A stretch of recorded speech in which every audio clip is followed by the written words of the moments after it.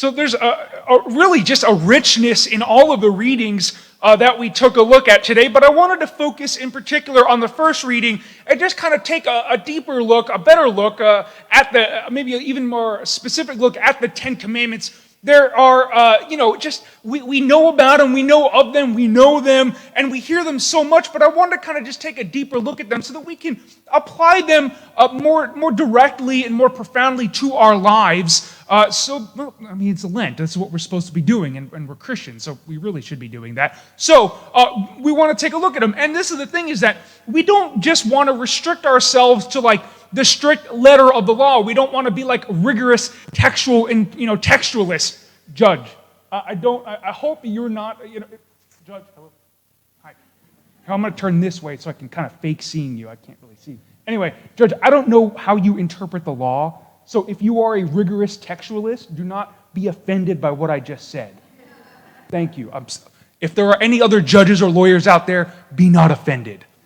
All right, anyway, but moving on, we do want to, thank you for playing along. I appreciate that, Judge. We didn't plan that beforehand. So anyway, but this is the thing, is that in all seriousness, we don't want to restrict ourselves to how we interpret the Ten Commandments, because as we'll see in a few of them, Jesus had a very broad interpretation of them that got to the heart of what God was intending, and not just the letter of the law. So let's just take a look at the Ten Commandments in order. We'll kind of take a little bit more time on some of them, and we'll just kind of like go over a few of them very quickly. Some of them speak for themselves. Anyway, so let's start with the first one.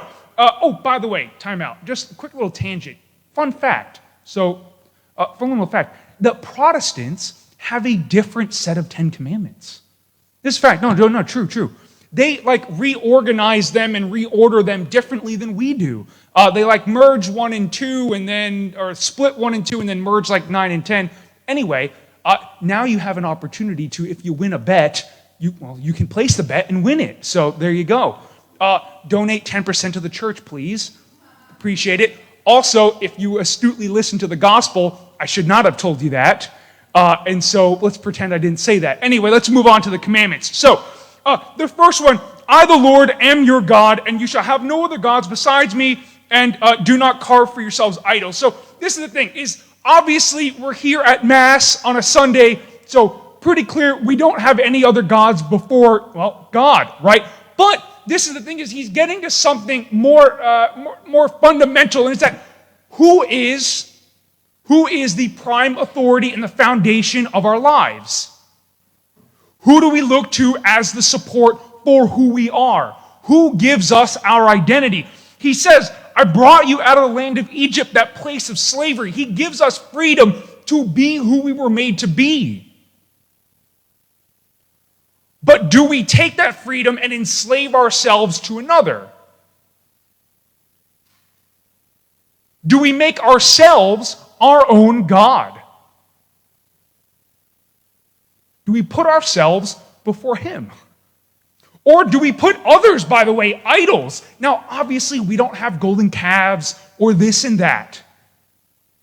But do we idolize anyone or anything?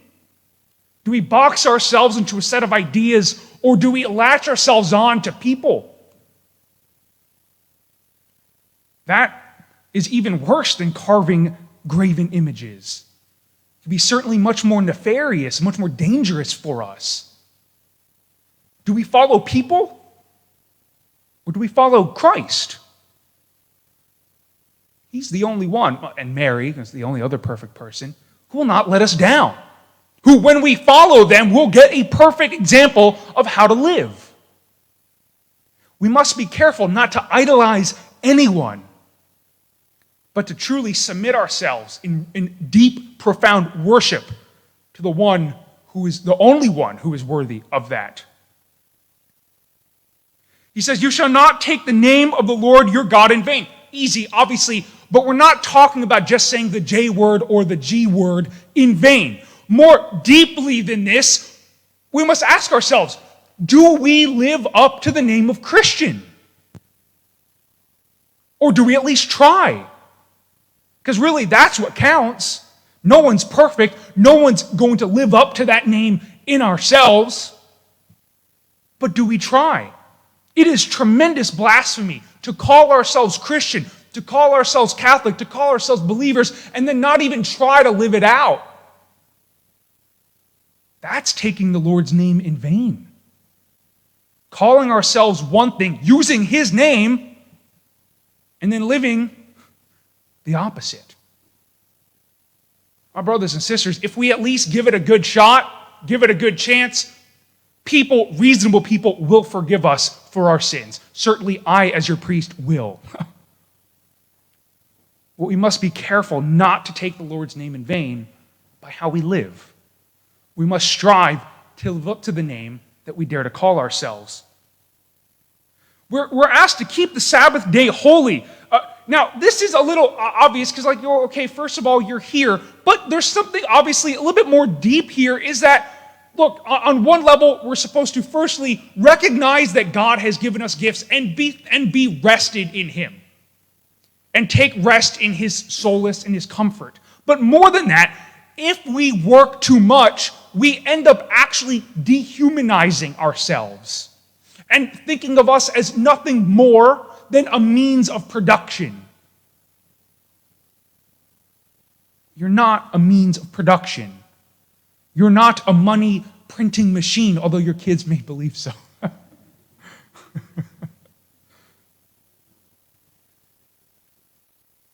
You're not a machine. You're a human being. Treat yourself like one. Be careful not to dehumanize yourself, not just in work or in pausing work, but in how you see yourselves and see others.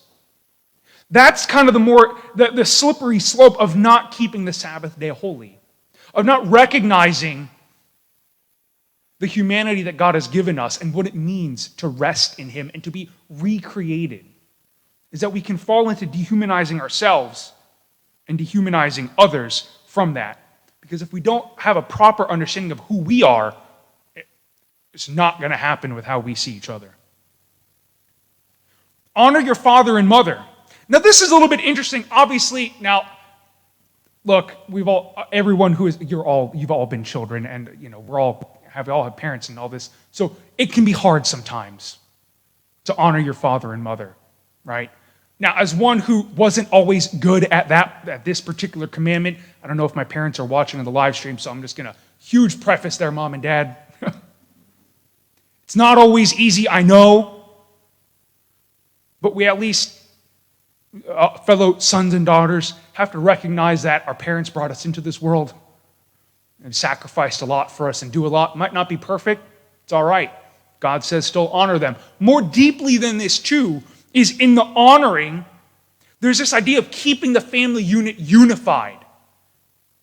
How often do little things divide us needlessly, senselessly?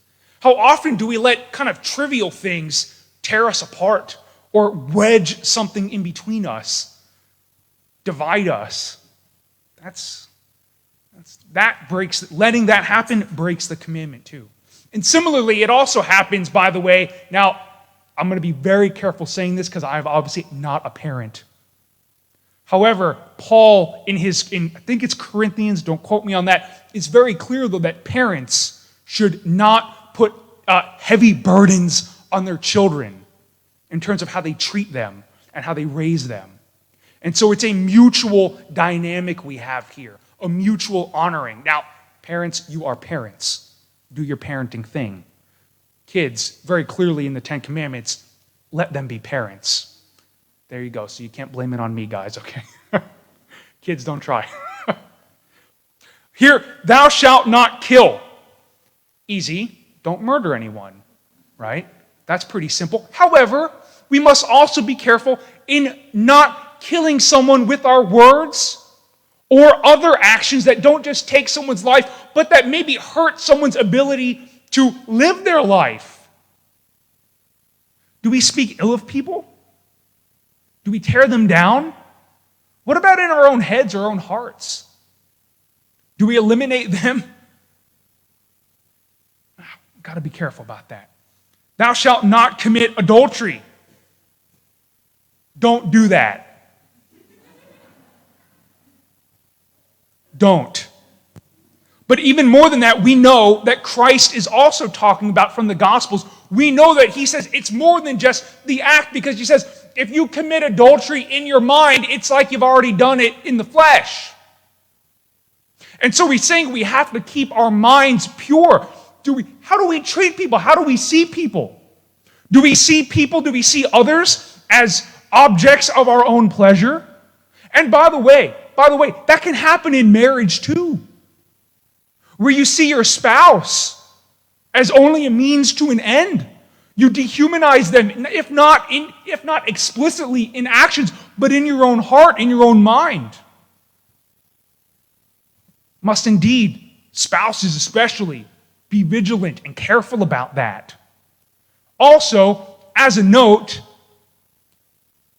don't blame someone else for your own sin of adultery in the mind. Gentlemen especially, we like to complain about this. It's not what the woman wears or doesn't wear that causes you to sin. It's you. Jesus had dinner with prostitutes and didn't sin. No excuse. Don't steal. Obvious, I'm not going to spend any time on that one. Don't steal in any way, in any form, anything. Bam, done. Thou shalt not bear false witness against your neighbor. This is a little bit interesting because it's not just not lying or not gossiping about someone. Here too, we have to see, do we give people the benefit of the doubt? How do we think of people in general? Even how do we think of someone who is maybe doing something wrong, who is a sinner, or who is maybe living a certain life that is maybe objectively not good or just we don't agree with or whatever? Do we actively try to see the goodness in people?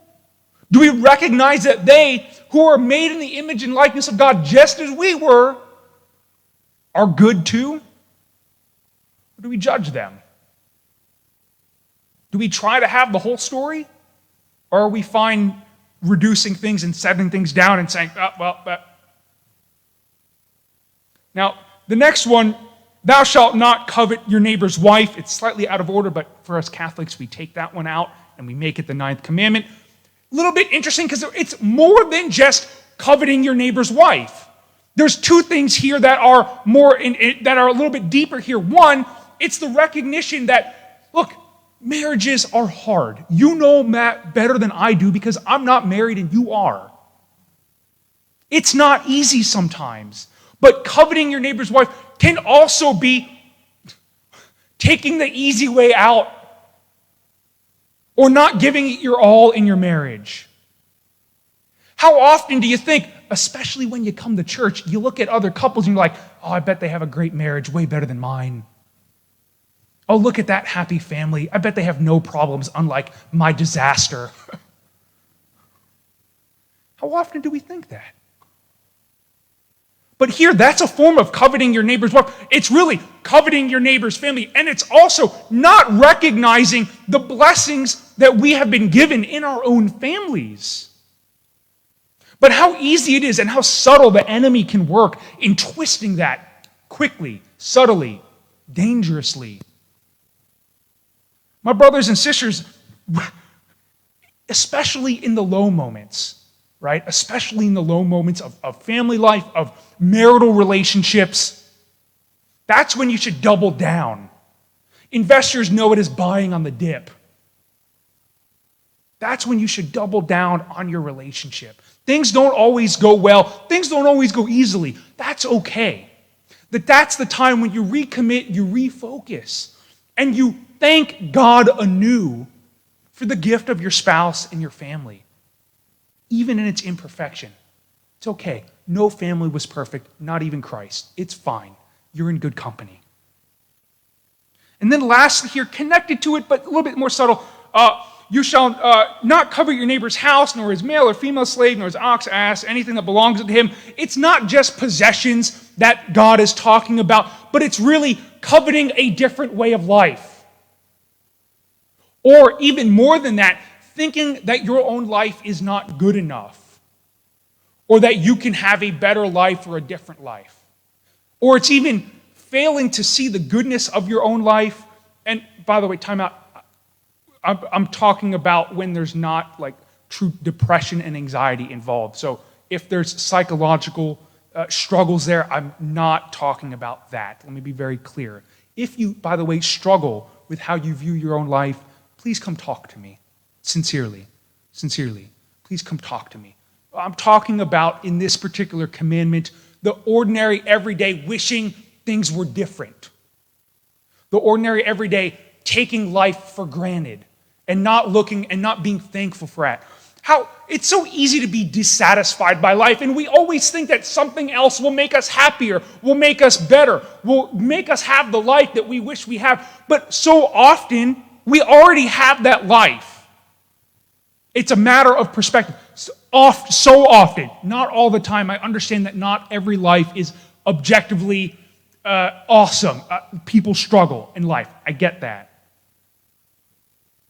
But so often in life, we fail to recognize the blessings and the gifts that God has given us. And this deep sense of dissatisfaction comes not from the objective reality of our lives, but from a failure to recognize that. And so then we look to others and say, I bet they have a better life. I bet he or she has a better life. I bet they're happier than I am. But what God is truly calling us to in this commandment is to recognize the gifts and the goodness that we have. We might not have everything. Not everybody has everything. But that doesn't mean what we have or who we are or what God has given us isn't good. As a note, just the easiest way to accomplishing and keeping this commandment is living the life that God wants you to live. Is keeping all of these other commandments and truly pursuing his calling in your life, whatever that may be. A little story time with very brief story time with Father Padilla. A few years ago, I don't know if you remember this, there was like a mega million super duper jackpot that was won in like Pasco County of all places. Right? That's where my family's from, and so it was from right down the road from my grandfather's house. And I remember we were all sitting around the living room in my grandfather's house, and a whole family was like, "Oh, what would we do if we would win the jackpot?" And one by one, everyone's like, "I'd retire. I'd quit my job and retire and live my best life. Quit my job, retire, live my best life." Then it got to me. I'm already a priest, and everyone in my family said, "You wouldn't actually quit your job. You like your life." I do. I make less money than every single person here. Right? I don't have anything that y'all have. My favorite thing is I have a Google Pixel 5. I love that phone. It's great. But I would venture to say, no offense to anyone, that when you ask me how I'm doing, 9 times out of 10, the answer is living the dream. Why? Because I'm living the life that God wants me to live. Or like I'm trying.